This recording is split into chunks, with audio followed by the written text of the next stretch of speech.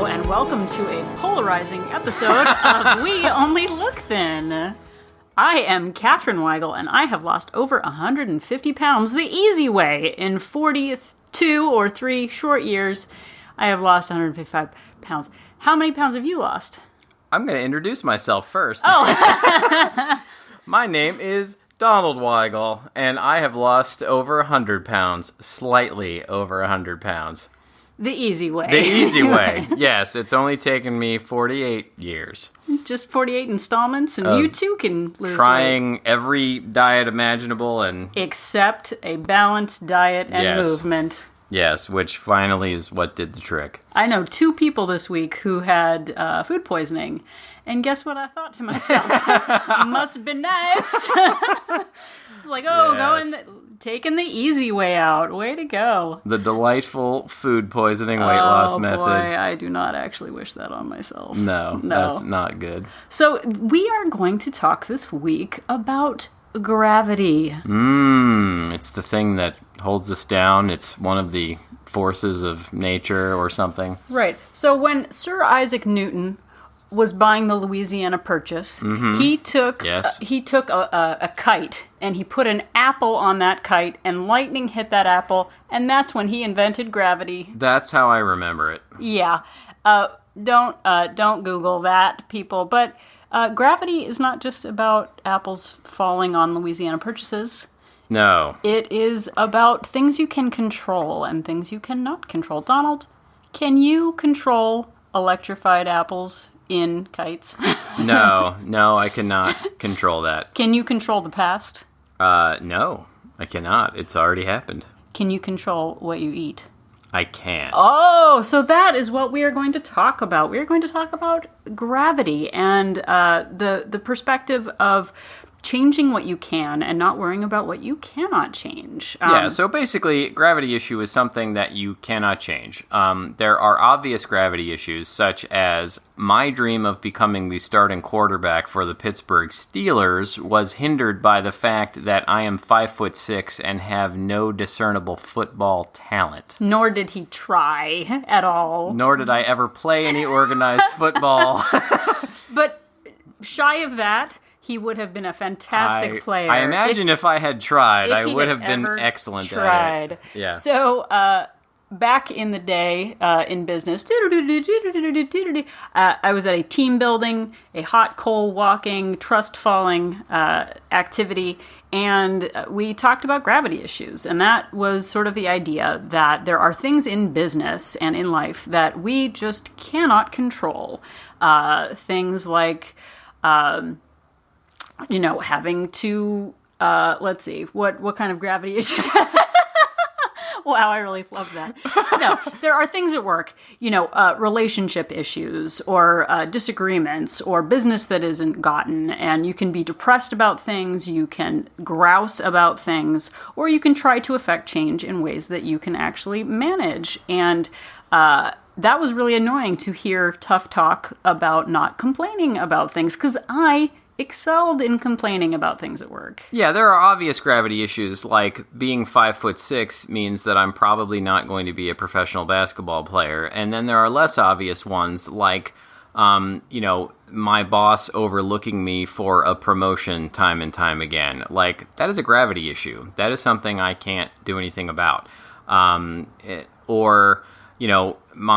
This is a bad example because it's not real, but my family not giving me support to lose weight or enabling bad behavior. Yeah, or things like the weather. Have you heard of the weather? Sometimes it is cooperative and sometimes it is not. And we can complain about the weather. We can complain about where we live. We can complain about our neighbors. But there are things that we can control. We can get an umbrella. We can move. But short of that, sitting in the same spot for 5 years and complaining about the same thing over and over again isn't going to get one anywhere. And it was really annoying to hear that hard fact at first, because complaining is easy. Complaining is the way out to not have to take responsibility for your actions, because you're a victim of circumstance, aren't you, Donald? Yes, indeed. I'm a victim of circumstance. No! In fact, there are some things I can control. Like what? I can control, I may not have all of the time in the world, but I can control what I eat.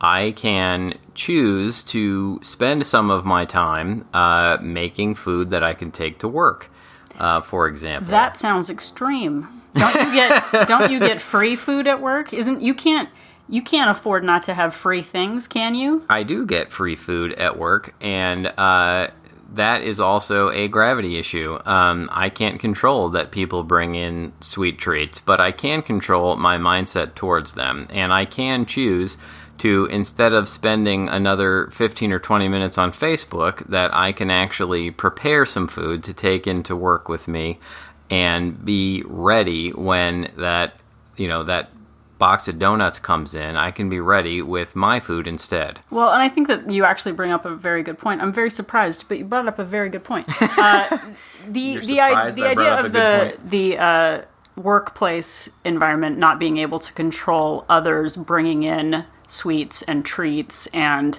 having pizza party Friday.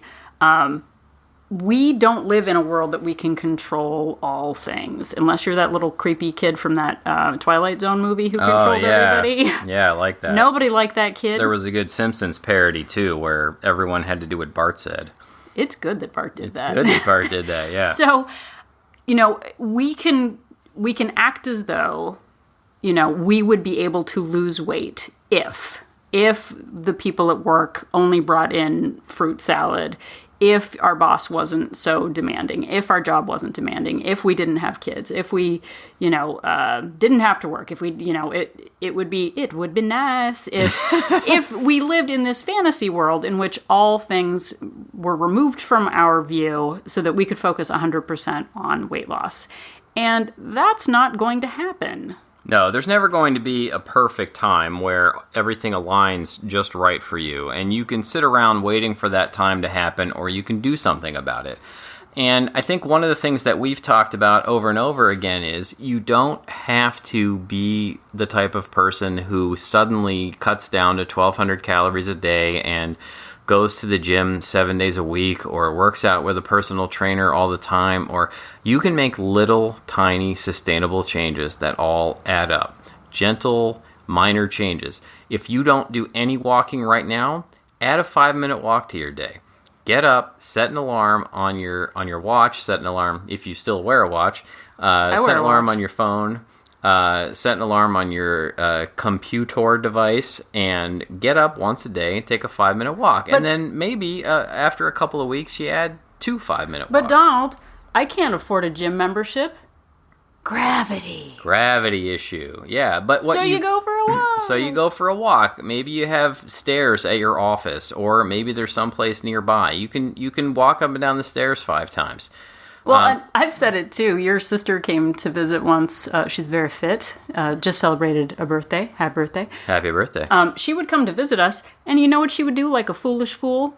She would work out for 5 minutes in the morning. She would do push-ups for free in our house instead of joining a gym for 2 days at our house. And I didn't think it mattered. I thought it was kind of weird that she would exercise in our home.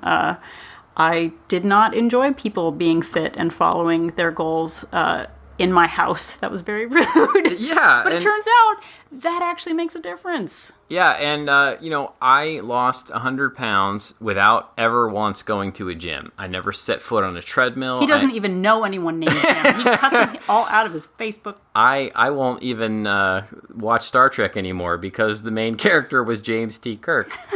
This goes deep, people. Yeah, that was very... No gyms. Very nerdlinger. I never set foot on a treadmill. I never used a weight machine. I have a couple of 12-pound dumbbells that I use occasionally, but even for the first year and a half, I didn't even pick those up. I walked. I got steps.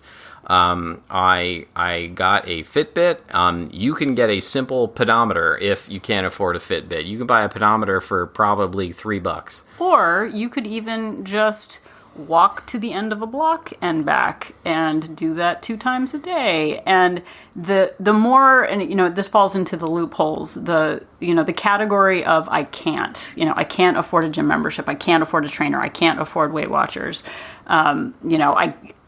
I can't reduce the number of hours I work. There is someone out there who can do it. And that could be you if you change your mindset. And I think that can't is something that we hear, I hear in my head often, and I have to change and reframe the way I'm looking at things, because I can't control the weather. I can't control my daughter's or our daughter's school schedule. If she's homesick, I can be a victim to it, like I was on Tuesday when I victimized myself because she was home, and I told myself that the day was ruined and everything was scattered, and my wish came true. I made it come true. And then I thought to myself on Wednesday, because she was still sick, I need to get it together, because being a victim to this is not helping me. And magically, without a change in circumstance, but in mindset, I had a wonderful Wednesday. Yeah, and another gravity issue that speaks to what you were just talking about is the notion of it's not fair.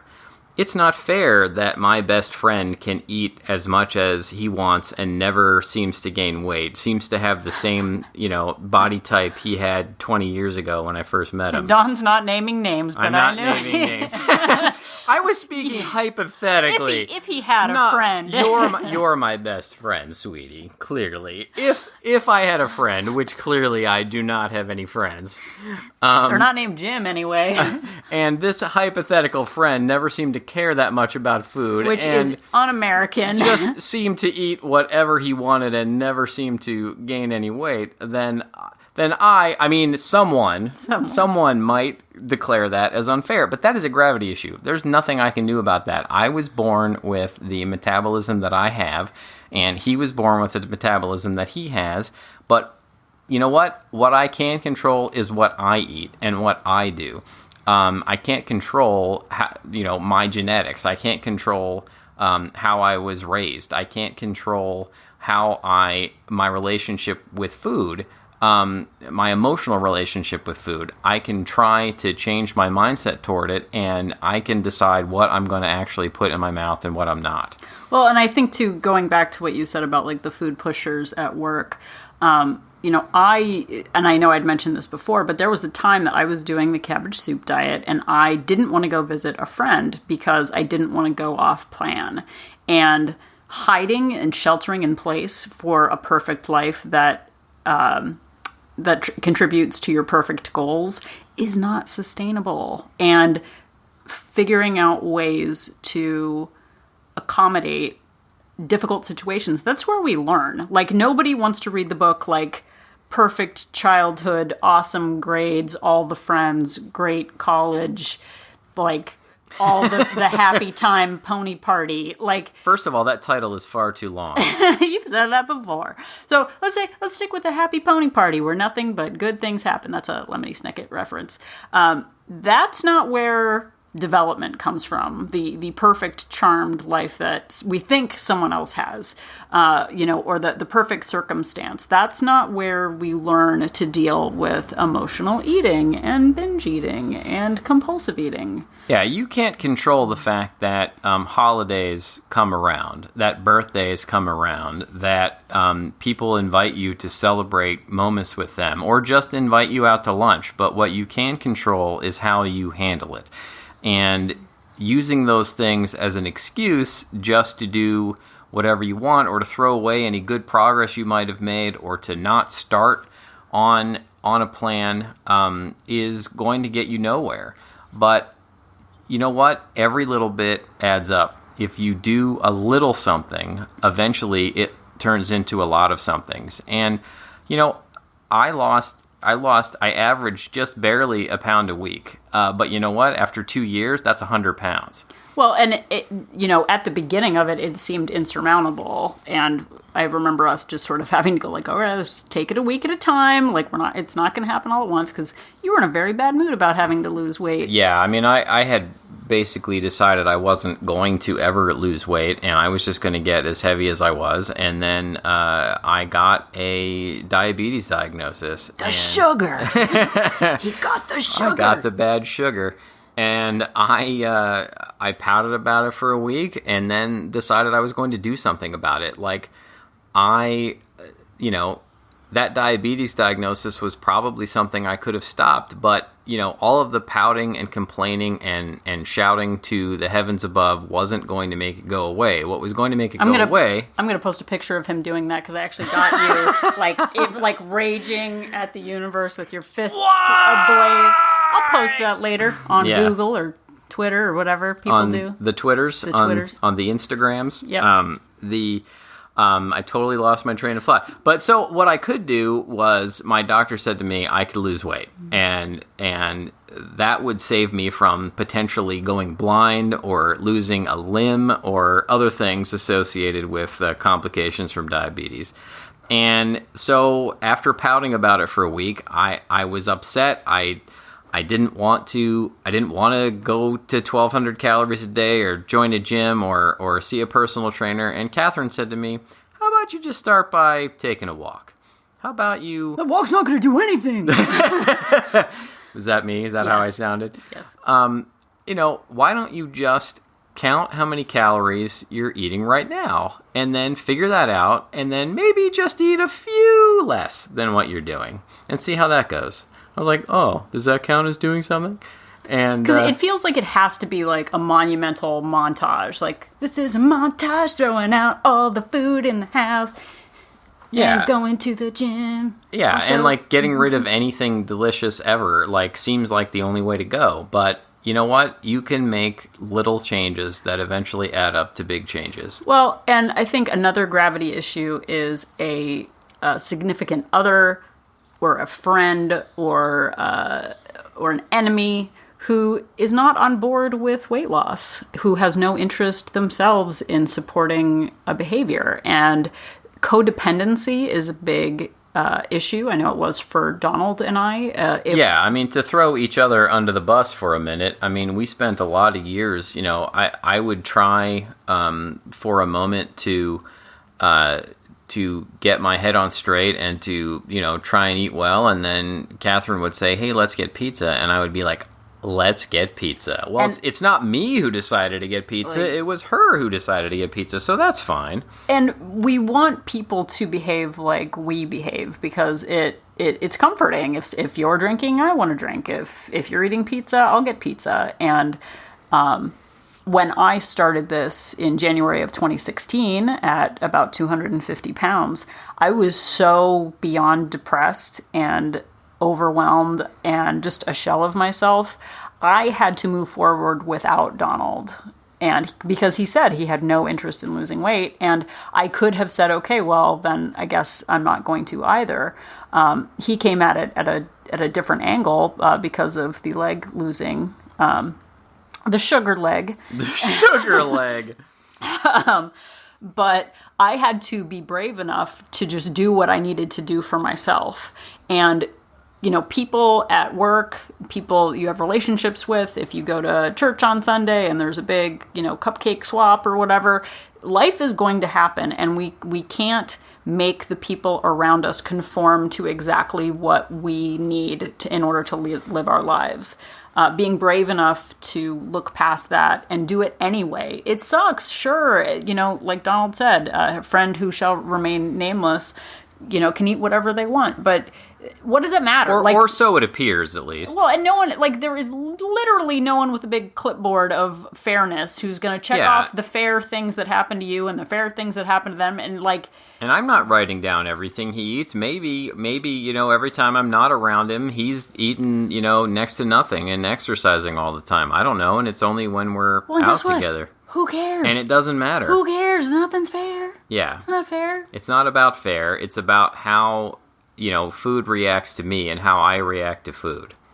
And I react to it by eating it, usually.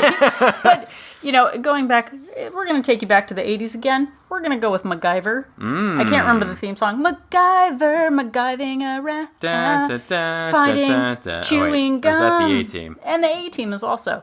But what did MacGyver do? Did he sit at the beginning of the episode? I can't get out of this bomb igloo. I can't get out of it. What am I going to do? No, he built a igloo melting laser out of a shoe. He did. There was actually an episode where he knew he was upside down because he dropped something and he could tell if he was up or down because of gravity. It was a gravity issue. Gravity. Wow, you brought it back around. I did. I didn't even expect to do that. I'm amazing. I remember to this day a fact from MacGyver that water is the only substance that we know of that expands when it freezes because of MacGyver. Go MacGyver. MacGyver! Yeah. All of our listeners just tuned away. So we can say whatever we want. We can say whatever we want. I'm going to talk about the Louisiana Purchase again. But it's about controlling what you have around you. If all you have to lose weight is a paperclip and some chewing gum and some train tracks, that's what you got to do, people. Like, don't worry about what plan someone else is on, what they're successful at, what they can afford, whatever.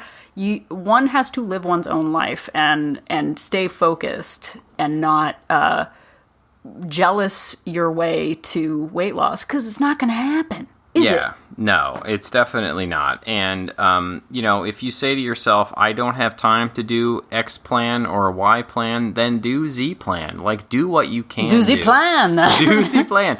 Look, it sounds discouraging and it sounds ridiculous, but if you can even lose 1/10 of a pound a week, like, eventually that becomes a pound and eventually it becomes tens of pounds. Like, you've got the rest of your life to do this. Like, it's better than running in place, or worse, gaining more weight. Well, and it's that thing of, the journey of 1,000 steps. Like, it sounds really cheesy until you are 10 days behind and haven't taken a step and someone else is 10 steps ahead.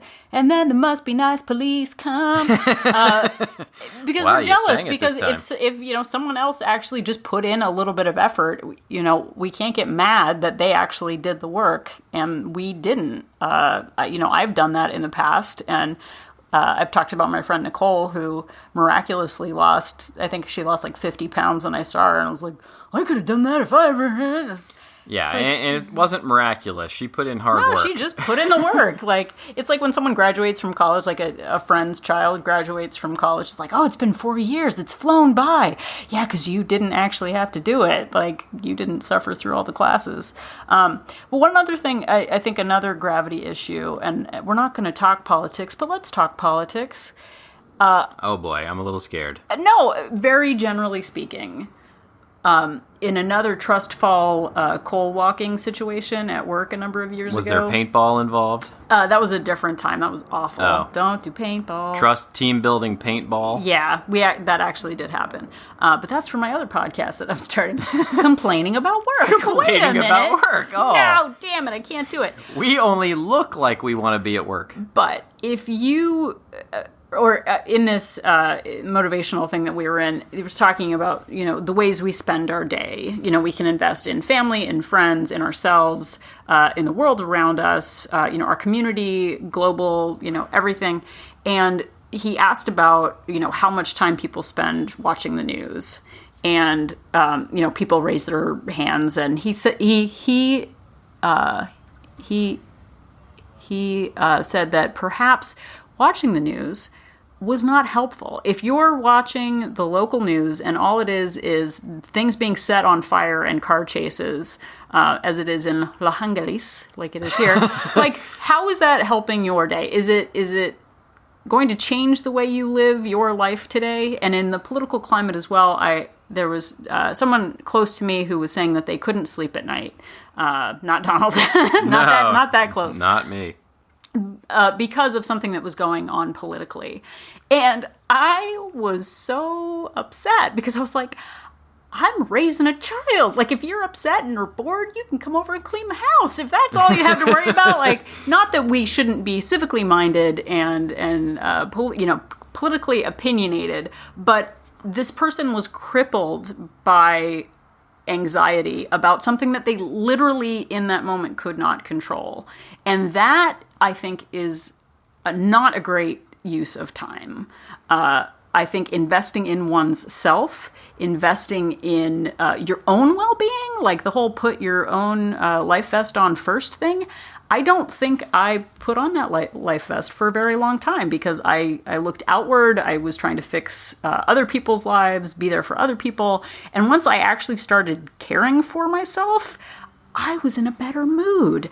I had more energy, and I have more to give now that I'm actually practicing some self-care. So that the gravity of the world, I mean, we could be upset about many, many things. The baggage retrieval system at Heathrow Airport we could be upset about. Yeah.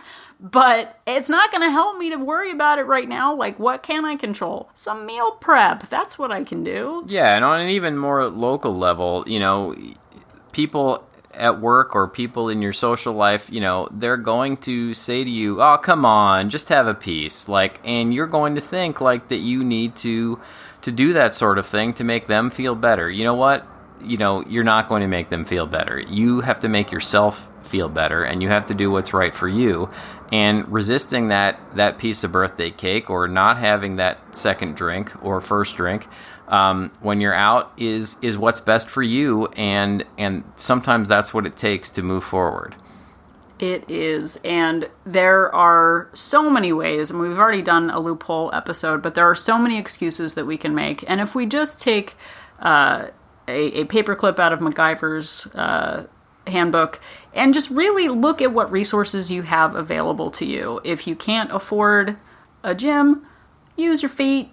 Listen to the feet-isode, the step-isode that we did, episode 4. What foods can you eat? Well, I am allergic to dairy. Okay, guess what? We have never been in a time where there have been more food alternatives available.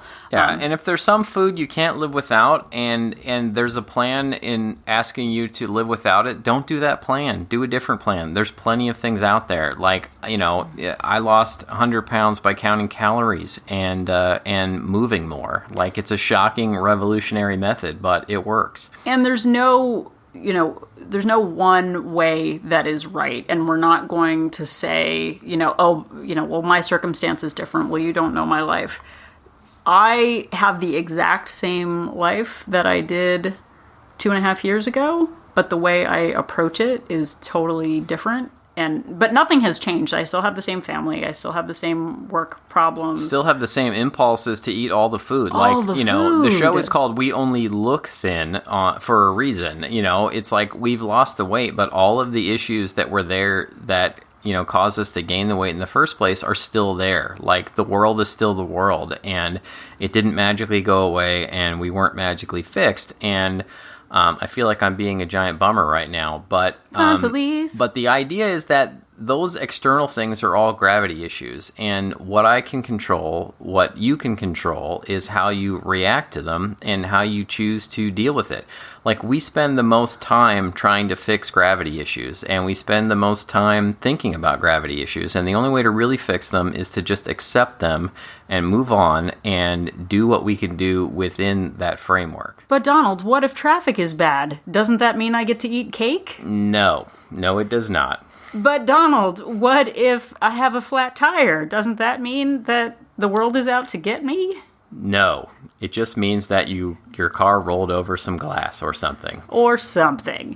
There are 1,000 crummy things that can happen in a day, and there are 1,000 great things that can happen in a day. Ooh, should I tell the horse parable?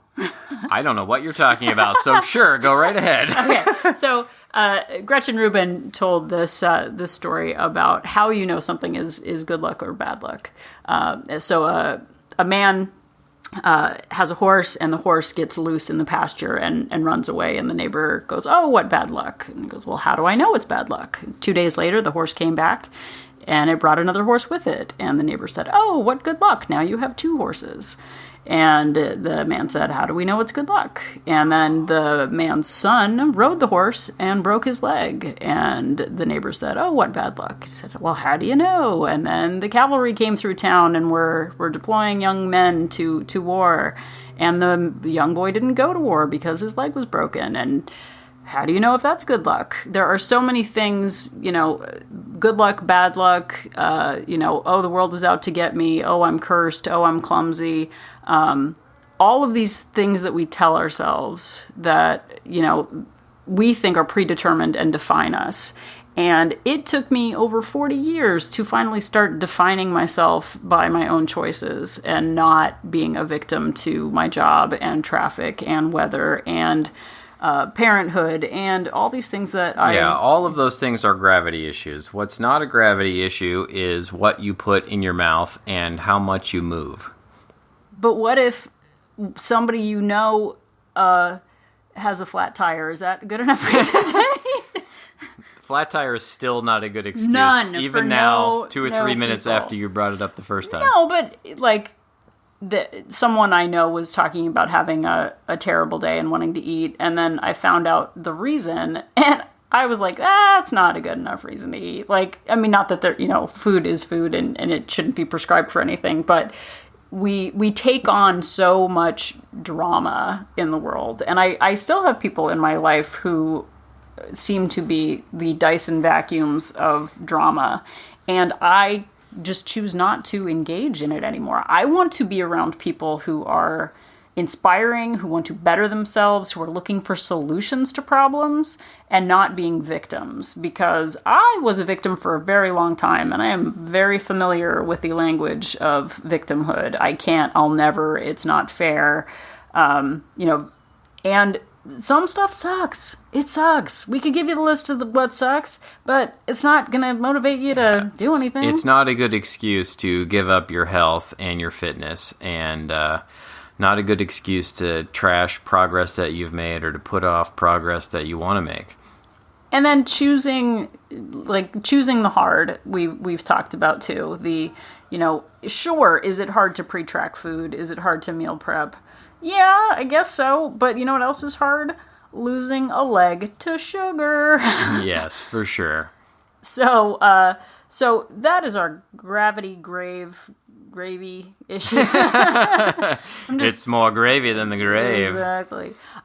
So what, I'd like each of you listening here in TV land to really consider the things in your life that you cannot control, the things that drive you crazy, the things that drive you to have a bad day or tell yourself you're having a bad day because you can't control them. And you know what? You can change the way you look at it, or you can get a new job. You can move. There's some things that you can make big, big changes to. But if you're not going to make those changes, I don't want to hear for a year you complaining about them. Like, I can't do it anymore. I want to be around people who are solution driven.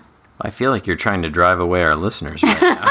No, but who do you want to hang out with? Like, bummers? Or do you want to hang out with people who are just like, you know what, I'm in this we call ourselves the fun police all the time. I am. That's why. Who else is here? Nobody, because we're the fun police. But think about what you do, the stories you tell yourself. What chewing gum and paper clips do you have at your disposal that you can use to make your life better? That was a MacGyver thing in case you didn't get it. Yeah. If you're in an ice igloo of your own making, how can you escape?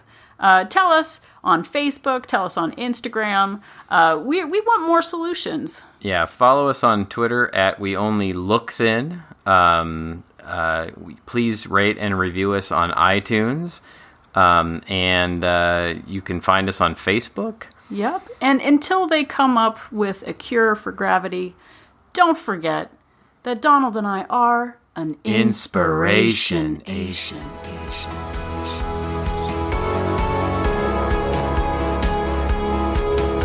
The information that you hear on this podcast is for informational purposes only. The hosts are not medical professionals. You should always consult with your doctor, nurse, or other certified health professional before beginning any diet or fitness program.